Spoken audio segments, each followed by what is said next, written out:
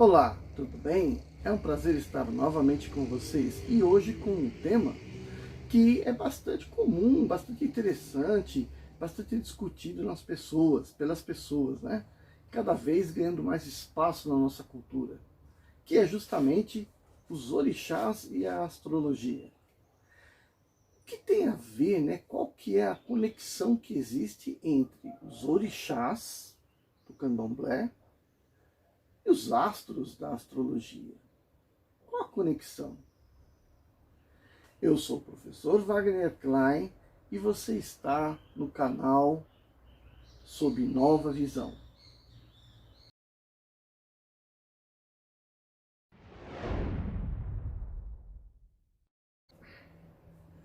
Se você está chegando aqui a esse canal pela primeira vez, né? Se é o primeiro vídeo que você está assistindo, peço para você se inscrever aqui no canal, para que você acione o sininho para você receber as próximas informações dos próximos vídeos, e esses assuntos, os mais diversos, eu vou tentar estar debatendo aqui sob nova visão, ok? Então é um canal para que você assista coisas curiosas e também comente, né? Faça seus comentários, diga o que você achou do vídeo, o que pode melhorar, qual assunto você gostaria de discutir, né? Fazer algumas perguntas, algumas indicações, ou seja, né, quero criar uma comunidade de pessoas que gostam desses assuntos, que são para muitos são místicos, para outros são folclore, mas que gostaria de conhecer melhor, né? Então, criar uma comunidade de pessoas que queiram debater sobre esse assunto. E depois que você se inscrever, depois que você assinar o meu sininho, dá o seu joinha, ok? Diz lá, dá o seu like, que é para poder fazer com que esse canal cresça também, tá bom? Aqui o que eu quero fazer é uma discussão, obviamente que não é nada comprovado, mas é a minha visão, que é um sincretismo que eu sempre faço, da astrologia com os demais eventos que acontecem, né, que os demais... o que eu quero discutir aqui é uma nova visão, né, sobre os conceitos que se tem, que são abordados por uma visão religiosa, né, cultural, e uma visão astrológica. Tá? Então, o que eu quero fazer é uma conciliação. Então, isso chama-se sincretismo, né? Sincretizar, colocar ao mesmo tempo ao mesmo momento, no mesmo raciocínio, duas culturas, dois conhecimentos, e verificar as suas relações, né? Quais correspondem a quais. Então, quando você fala assim de orixás do candomblé, é porque você já teve algum contato com a cultura Jeje, a cultura Yorubá, né? São as culturas africanas que vieram aqui para o Brasil, né, e compõem parte da cultura total do país, principalmente, né, São Paulo, Bahia, Rio de Janeiro, né, essa região onde concentrou grande parte da população que veio da África para cá. Bom, mas se você comparar também a cultura Jeje, a cultura Yorubá, com outras culturas antigas também, como egípcia, gregas, nórdicos, né? Você vai encontrar muitas semelhanças, principalmente no panteão religioso, né? Nos deuses, né, dessas culturas. Por quê? Sempre tem o deus da guerra, sempre tem o deus da justiça, a deusa do amor, a deusa da fertilidade. Então, são caracteres típicos, né, da sociedade, da humanidade, e que tornam-se, né, modelos, arquétipos de alguns deuses. Isso vai encontrar em todas as religiões. Ou seja, o homem sempre cria deuses à sua imagem, né, e não ao contrário. Né? Então, você tem diversas características humanas né, ao longo da história, as diversas características humanas se moldavam no arquétipo de um deus. Então, isso sempre aconteceu, né? E aí a gente compara, porque o ser humano é o mesmo animal, né? Então, Então, qualquer que seja o lugar, a cultura se desenvolveu muito parecidamente, então, muito semelhantemente, né? Então, obviamente, vai ter deuses muito semelhantes. Bom, e daí, né? E daí que, veja bem, vamos focar, então, na estrutura dos orixás, porque os orixás, dentro, né, dessa cultura africana, eles são muito mais próximos dos seres humanos do que nas outras, né? Isso que é interessante. Então, a ponto de, por exemplo, se descobrir, né, identificar qual é o orixá que rege a vida da pessoa, né? Então, as pessoas são consulentes, né? Vão aos seus babalorixás, que são pessoas do culto, né? Que desenvolvem um tipo de um sacerdócio, né, e vão aprendendo bastante, fazem diversos rituais e vai desenvolver-se dentro da religião. E aí, portanto, são capazes, né, a partir todo desse desenvolvimento, vão ser capazes de identificar os orixás que vão reger a pessoa. E aí esses orixás podem ser de duas formas, né? São dois principais orixás, né? O chamado orixá do Ori, né, e o orixá do Eledá. Então, seria o orixá que rege a cabeça da pessoa, não sei exatamente o que os babalorixás enxergam nesse ponto, mas rege a cabeça da pessoa, e o Eledá seria um orixá que vai acompanhar a pessoa ao longo da sua vida também, né? Bom, então, como é que o Pai de Santo faz isso, né? Como é que o babalorixá faz esse tipo de descoberta? Então, normalmente, né, ele joga os búzios, né, que é muito semelhante, né, aos oráculos dos gregos, né? Tem muita semelhança assim, nas ideias, né? Então, e como é que é esse jogo de búzio? Ele vai usar o búzio, né, que é uma conchazinha, né? E ele vai jogar essa conchazinha num tabuleiro, e à medida que a forma com que elas vão caindo no tabuleiro, vão se aproximando, vão fazendo um certo desenho, ele vai identificando qual que é o orixá que está se manifestando ali. E aí, portanto, ele vai descobrir se esse orixá é esse ou aquele, e o quanto ele realmente conduz a vida da pessoa. E aí, obviamente, né, eu não sou um babalorixá para falar com mais precisão sobre isso, mas é assim que, nesses modos que se desenvolvem esse tipo de arte divinatória. Bom, e o que tem a ver isso com a astrologia, né? Bom, aquele mesmo consulente, vamos supor assim, vamos começar a já pegar um exemplo, né? Vamos supor que apareceu um consulente lá e descobriu que o orixá dele é Ogum, ou seja, ele é um filho de Ogum, tá bom? Então agora vamos fazer a comparação. Esse consulente nasceu em algum lugar, em algum momento. Então quando esse consulente nasceu, no momento em que ele nasceu, lá no leste, ascendia um certo signo, porque nós temos 12 signos e um deles estava ascendendo naquele momento. E o Sol ocupava um desses 12 signos. Então ele tem um signo solar, ele tem um signo ascendente. Esses dois elementos são, na minha opinião, os mais importantes no estudo de um tema astral. Por quê? Bom, o signo onde o Sol se encontra revela para nós as qualidades atingidas pela alma. Então, é como se você tivesse num processo de lapidação de uma pedra, e você para e fala, opa, vou pegar essa pedra agora, vou tirar umas fotos dela e tal, e justamente aquilo que está lapidado, aquela foto que você tirou do brilho daquela pedra naquele momento, é como se fosse um signo solar, é aquela situação instantânea da alma. E, portanto, ao longo da vida da pessoa, ela vai se comportar muito semelhantemente àquele signo, né? E seu regente, né? Principalmente o seu regente. E aí, portanto, a pessoa vai apresentar características, né, típicas daquele signo, na sua maneira de se comportar, das suas preferências ao longo da vida, a maneira com que ela se relaciona com outras pessoas, tá? Bom, então, esse é o signo solar. Por outro lado, o signo ascendente, que a gente fala é a casa 1 do mapa, né? São os 30 primeiros graus. este signo é que realmente corresponde a quem é a pessoa, a quem é aquela alma que reencarnou. Né? Então veja, é tudo uma questão de coordenadas, certo?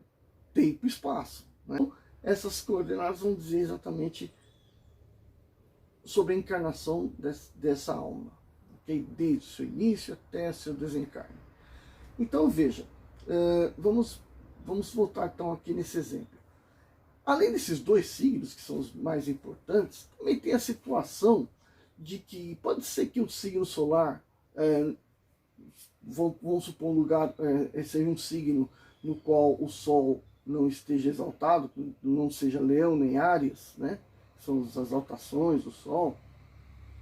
E também não seja, por exemplo, não seja outro signo qualquer. E o regente desse signo, no estado Sol, vamos supor que não está dignificado no tema. Ou seja, vamos supor que nasceu em Peixes, tá? E o Netuno está Netuno está em Leão. Pronto. Então você tem uma situação na qual o regente do signo não está muito bem aspectado, não está muito bem, não está muito forte, né? Ele está peregrino no tema. E vamos supor que todos os outros estão peregrinos. Porém, Marte não estava. Marte no signo dessa pessoa está ocupando a casa, o signo de Áries. Ou talvez o signo de Capricórnio, no qual ele se exalta. Ou mesmo se o Marte estiver em Leão também, ele dá muitas características semelhantes a quando ele está em Áries. Então o que acontece? Todos os outros planetas não estão dignificados, né? Não estão lá mostrando sua força toda. Porém, Marte está muito bem aspectado. É muito bem posicionado, certo? E vamos supor ainda que para ficar mais legal ele está bem aspectado. Né? O que quer dizer bem aspectado? Que ele está, não está cheio de quadratura, formando com os outros planetas, tá? Então ele está lá, na verdade, sendo o planeta mais importante daquele tema. Tá? Embora a pessoa seja, como eu falei, no signo de Peixes, vamos supor que tem ascendência em Libra e tal, mas o Marte estava lá em Áries. Então o Marte é o regente daquele tema astral. Tá? Então se todos os outros não estão tão dignificados, ele vai ser o astro que mais dará identificações para aquela pessoa, que mais apresenta características naquela pessoa. E também uma outra situação por exemplo, quando pode ser qualquer signo, de repente dentro da casa 1, né, nos primeiros 30 graus, esteja algum planeta bem colocado lá. Vamos supor que está Saturno lá dentro. Tá? Então, veja bem, a pessoa, vamos supor que essa pessoa seja de Libra, tá? Toda alegre, toda extrovertida, tá? Amante das artes, né? Uma pessoa toda libriana. Mas da casa 1 tem lá um Saturno lá dentro. Isso vai dar uma modificação grande nas características da pessoa. A pessoa vai ficar bastante, não sisuda, mas uma pessoa mais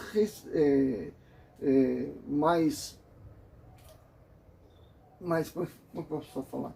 Uma pessoa mais retraída, né? Não tão extrovertida, mais introvertida e muito mais séria. Então, o Saturno na casa 1 confere uma característica de seriedade muito grande na pessoa. Okay? Então, o que acontece? Né? Esse conjunto de características dadas por esse ou aquele planeta é que vai acompanhar a vida da pessoa por todo o tempo. Aí eu volto a dizer, quando a pessoa vai na sua vida, vai se comportando, ela é identificada pela sua fala, pelo seu andar, pelos seus relacionamentos, né? Pelos seus gostos, enfim, todos esses atributos que as pessoas têm acabam sendo determinados por esses signos, por esses planetas que ocupam esses pontos estratégicos dentro do tema astral. Ou porque ele é regente do signo solar, ou porque ele é regente do ascendente, ou porque ele está na casa 1, ou porque ele é o regente do tema. Ok? Então veja, esses 4 elementos, se a gente fosse pensar o astro como sendo um deus, a gente poderia dizer que é o Deus tal que está no comando da vida daquela pessoa. Olha que coisa, né, bastante palpável, tá? Então agora a gente vai voltar lá para o nosso consulente, e ele viu lá que ele era de Ogum. Mas então o que significa isso? Então o que significa isso? Traduzindo para a astrologia, significa que o planeta Marte, que dá todas as características idênticas daquele Ogum, tá? Ele está ocupando dentro do tema astral da pessoa, ou ele é o regente do signo solar, ou ele está ocupando a casa 1, ou ele é regente do signo ascendente, ou ele é o regente do tema, tá? Então, eu, no meu entendimento aqui, né, pouco que eu conheço do candomblé, eu diria o seguinte, que aquele orixá de Ori da pessoa corresponde ao regente do ascendente. E aquele orixá do Eledá corresponde ao regente do signo solar. Então seriam esses dois principais elementos. Tá?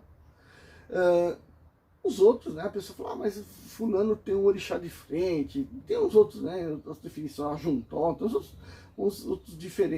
outros determinações, que poderia ser qualquer uma outra dessas colocações que eu falei, o planeta dentro da casa 1, ou o planeta regente do tema, né, tá bom?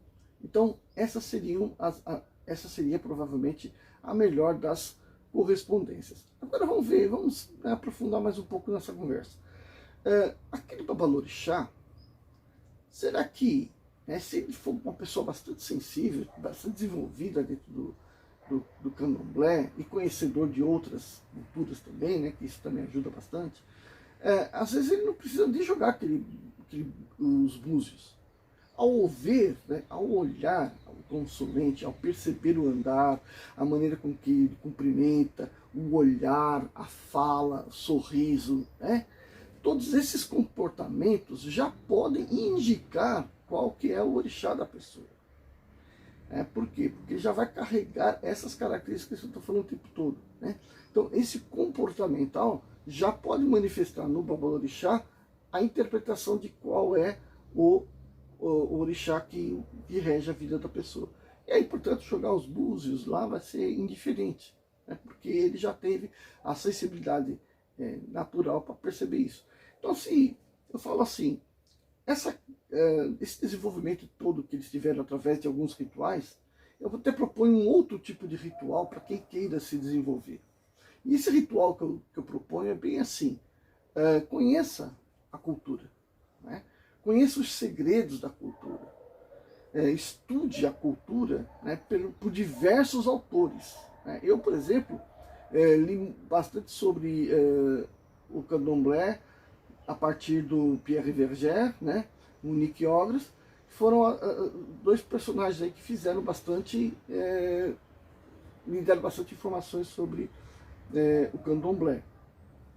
Então, pouco eu conheci, por exemplo, de experiência, mas sim pela literatura de outras pessoas. Aí você pode se aprofundar, né, também na astrologia, conhecer os elementos da astrologia. Então o meu ritual é diferente, o meu ritual é o estudo. Te garanto que ele vai ser tão bom quanto qualquer outro. E mais, as pessoas precisam desenvolver a sua sensibilidade. Então veja, você olhou para uma pessoa, o que é que você enxergou? Você enxergou o orixá? Enxergou o planeta? Não, você enxergou nada disso. O que você enxerga da pessoa é a radiação luminosa que vem do corpo. É isso que você enxerga. E essa radiação luminosa não é emitida pela pessoa, é refletida pela luz do meio, né? Ou luz solar, ou luz do meio. Então o que você está enxergando da pessoa não é emanado pela pessoa, mas sim refletido por ela. E se ela estiver fazendo barulho? E como é que você percebe essa imagem toda, né? Essa luz toda? Porque nós temos um receptor para imagens, que chama-se olho, né? Então, os olhos nossos têm terminais nervosos que percebem a radiação luminosa. Leva para o cérebro interpreta. Agora, a pessoa também faz som, a pessoa fala, a pessoa produz som. Então, se ela produz som, e depende muito da genética da pessoa, para ter todo o timbre da pessoa, né? o som que ela emite, que é uma vibração mecânica, ela vai atingir nossas orelhas. E ao atingir nossas orelhas têm lá receptores auditivos, que são receptores que vão permitir ao cérebro, também recebendo um impulso elétrico para o cérebro, assim como os olhos, interprete como é que é o som, registre na sua memória como é que é o som que a pessoa está emitindo. Mas também você pode tocar a pessoa, né, no comprimento de mão, né, ou toque no braço, ou mesmo tocando o rosto. E ao tocar a pessoa, você tem contato pele a pele. E a pele nossa é cheia também de sensores, né, sensores do tato, sensor de pressão, temperatura, umidade. Então a gente consegue textura, então a gente consegue perceber como que é a superfície da qual você está em contato. Todos esses toques, todas essas variações de pressão, temperatura, umidade, se transforma em impulso elétrico que vai para o teu cérebro, e o teu cérebro vai definir como é que quais são essas características que vêm da pessoa. Mas as pessoas também emitem odores. Aí se você conviver com uma pessoa durante um certo tempo, por muitos dias, você acaba percebendo, se você tiver essa sensibilidade desenvolvida, né, percebendo odores da pessoa, odores típicos da pessoa. Bom, as pessoas também emitem odores, né, que são os odores. Então veja, nosso corpo emite, de acordo com o seu metabolismo, tem o suor, a transpiração, na qual está recheada de pequenas partículas do nosso corpo, que vão, de alguma forma, se desprender aí para o ar. São os odores do nosso corpo. E todo mundo tem o seu próprio odor. Como tudo é diferente de pessoa para pessoa, os odores também serão diferentes. Ninguém vai sair cheirando ninguém, né? Mas convive com muitas pessoas, e às vezes as pessoas que não estejam banhadas aí de perfume, né? Então, elas estejam no seu natural, esses odores vão chegar no nariz da outra pessoa, né? No seu, no caso, chegando no seu nariz. Então você, através do seu nariz, você começa a fazer a relação daquele odor com a pessoa que você está vendo. Né? Se você convive com uma pessoa, né, se é familiar e tal, esses odores ficam, por ser familiar, fica familiar demais para você, né? Então isso vai tudo para os bancos de memória do seu cérebro. Pessoas podem dar mais ou menos importância a isso, mas que vai para o cérebro, vai. E aí vai se formando imagens. Ou seja, o que eu estou falando aqui, né, que a gente consegue captar essas emanações aí das pessoas por conta de que nós temos sensores para capturar isso e transformar isso em informações do meio no qual você está vivo. Mas não podemos reduzir as pessoas a esse tipo de emanação. Nós somos corpos eletromagnéticos vivos. E, portanto, cada um de nós tem lá uma produção de algum tipo de radiação que nos permite ser captada de um corpo para outro. Já percebeu que tem algumas pessoas que você, ao conhecer, você se dá bem com a pessoa, e outras que você, mesmo conhecendo e convivendo, você nunca consegue se simpatizar com a pessoa? Então, o que nós estamos falando aqui? Que existem campos que não estão em harmonia, ou campos que se harmonizam facilmente.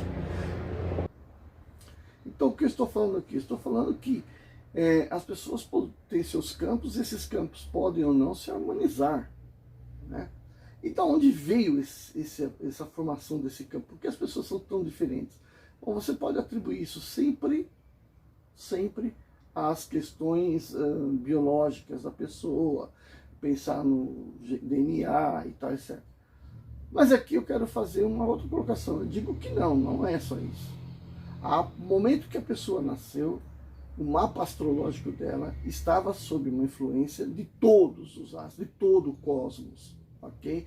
E alguns desses elementos que estão presentes no cosmos tinham maior ou menor intensidade naquele local onde a pessoa nasceu naquele momento. E, portanto, as radiações, as emanações desses corpos se registram na alma daquela pessoa que nasceu, no espírito daquela pessoa que nasceu. E aí, portanto, ela vai continuar com essas emanações o resto da sua existência. E aí, portanto, é esse conjunto, esse padrão astrológico, né, de vibrações astrológicas que a pessoa carrega consigo. É esse padrão vibratório que acaba sendo transferido de pessoa para pessoa quando existe contato. Transferido não, acabam sendo percebidos nos contatos entre as pessoas. Né? Então eu digo que a grande relação, né, que existe aí entre a capacidade de nós identificarmos um orixá ou identificarmos o planeta regente da pessoa, significa que a gente é sensível a um conjunto de vibrações presentes no corpo, ok? Porque nós também temos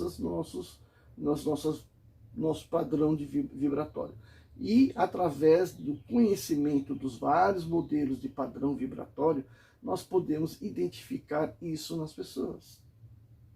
Por isso, o meu ritual é o estudo, né? Estude, leia, né? Aprenda, assista apresentações de pessoas sobre o assunto, e aí você forma o seu conhecimento a respeito. Depois vá ao teste, né? Por exemplo, muitas pessoas eu percebi o signo solar da pessoa, não foi nem o ascendente, foi o signo solar da pessoa, só conversar com a pessoa. E sem, claro, sem ter nenhuma outra informação, né? De quando você nasceu, nada disso, né? Senão não teria sentido. Aliás, muitas vezes eu falei assim, eu vou adivinhar seu signo solar, porque muitas vezes a pessoa consegue, sabe-se perfeitamente o arquétipo daquele signo. Né? Isso é muito legal. E também, e se fosse, por exemplo, na visão do Candomblé, né? Seria assim, você dizer assim, ele é um filho de santo, né? Filho de São o Odu, né? De determinado santo, né? Determinado orixá. Então seria essa a minha conexão entre eles. E outra coisa, como eu falei, a gente precisa desenvolver o nosso corpo, deixar o nosso corpo apto a ter essa sensibilidade. E nada melhor do que ter o contato com a natureza, ok? Então, não tem nada a ver com Tai Chi Chuan, coisa parecida, mas também tem tudo a ver, na verdade tem tudo a ver, né? É desenvolver seu corpo de acordo com a natureza. Você tem que saber andar descalço, né? Você tem que pisar em vários terrenos diferentes, porque aquela pessoa que tiver sempre na sua vida o sapatinho, né? Desde pequenininho o sapatinho, depois sempre o sapatão, sempre o tênis, né? Sempre uma coisa que isola ela do meio, né? Ela nunca vai ter sensibilidade. Aquela pessoa que não toma chuva, não, vou ficar doente, coisa maluca, né? Não pode tomar chuva, não pode tomar vento, né? Essas pessoas ficam bastante isoladas do contato com a natureza. E isso em nada é positivo, tá? Então a pessoa precisa, né, a criança principalmente, né, precisa desenvolver esse contato com a natureza para que seu corpo fique bastante, não fique sensível, mas que ele fique sensível, tá? Sensível ao conhecimento, a receber e, portanto, conviver com a natureza, tá? O isolamento é o pior dos tratamentos aí, tá bom? Então eu fico por aqui, vejo vocês no próximo encontro. Abração.